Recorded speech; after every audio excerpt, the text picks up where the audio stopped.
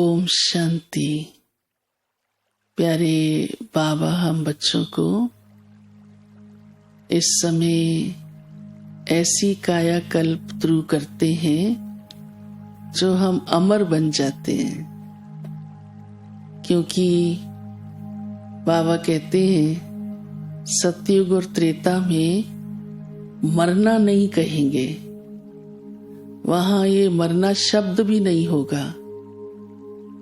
स्थिति आत्म अभिमानी होने के कारण से शरीर का भान ऐसा होगा जैसे कि ये वस्त्र है, उसके देह के अभिमान में नहीं आएंगे, उसकी कॉन्शियस नहीं होगी। तो देह का त्याग करना भी ऐसा महसूस होगा जैसे कि वस्त्र बदली हो रहा है। तो मरना नहीं लगेगा, मरना शब्द ही नहीं होगा।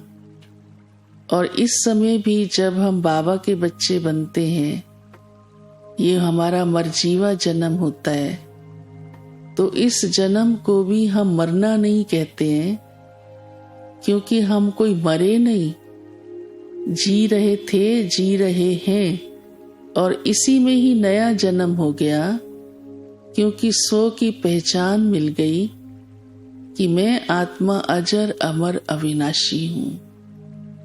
और जो जीवन बाबा का बनकर के हमने जीना शुरू किया, उसका पिछले जन्म से बिल्कुल अलग, क्योंकि पिछला जन्म माना जब बाबा से पहले का जीवन जी रहे थे, वो और जीवन था, और बाबा के बन गए तो और जीवन हो गया, ऊंचा श्रेष्ठ जीवन हो गया। तो भी इसको मरना नहीं कहा जाता। जीते जी हम मर गए, माना शरीर से नहीं मरे, लेकिन आत्मा अपने सो के भान में, रियलाइजेशन में आ गई। तो ये भी अमर हो गया जीवन। इसलिए अभी भी कोई शरीर छोड़ता है बाबा का बच्चा, तो हम यही ही शब्द बोलते हैं कि उसने इस पुरानी देह का त्याग कर बाप दादा की गोद ले ली। ये नहीं कहते फलाना मर गया। तो हमको बाबा ने इस जन्म के लिए भी और सतयुगी त्रेता युग के जन्मों के लिए भी अमर बना दिया। तो बाबा हम बच्चों को कहते हैं, इस समय ही तुम बच्चे कल्प वृक्ष की जैसे कायाकल्प शुरू हो जाती है, नया बन जाता है, कलम लगती है फिर से नया शुरू हो जाता है, ऐसे ही हम 21 जन्मों के लिए अमर बन जाते हैं। दूसरी बात प्यारे बाबा ने कही है कि ये ड्रामा के सीन को भी देखते चलो। इस ड्रामा के राज को भी आप समझ गए हो। इस सारे ड्रामा में हमारा रोल शुरू से लेकर अंत तक चलता है। 84 जन्म हम लेते हैं, और 84 जन्मों में अलग अलग माता पिता मिलते हैं। तो देखो कितने चित्र हो गए। अपना भी जो जन्म होगा वो भिन्न चित्र का होगा, दूसरा जन्म और भिन्न चित्र का होगा, और फिर माता पिता भी हर जन्म में भिन्न भिन्न मिलेंगे। तो इतने हर जन्म के अलग चित्र होंगे, और हर एक आत्मा का पार्ट भी अलग होगा।